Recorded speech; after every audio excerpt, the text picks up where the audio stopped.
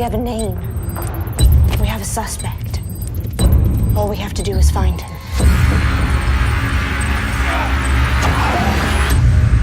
And how do you propose we do that?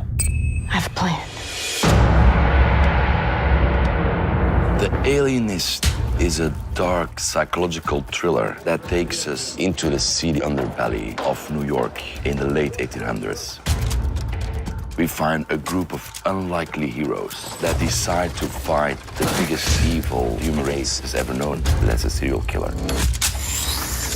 The character I'm playing is Dr. Laszlo Chrysler, who is an alienist. People with mental disorders were alienated from themselves, so people who would care for them were called alienists.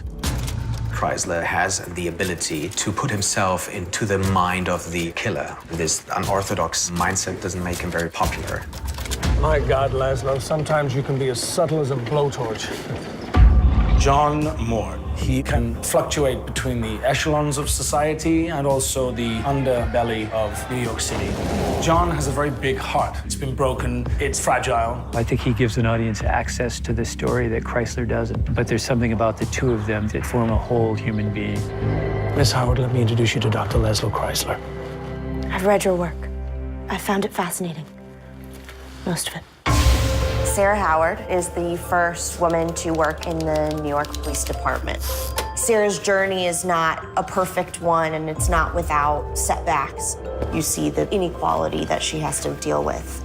She's the one person who challenges Chrysler's theories because she has theories of her own. It breaks the boundaries of what society prescribed to be the role of men and women. We know where he lives.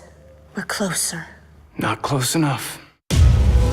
Theodore Roosevelt in our story is much different than the icon that is on Mount Rushmore.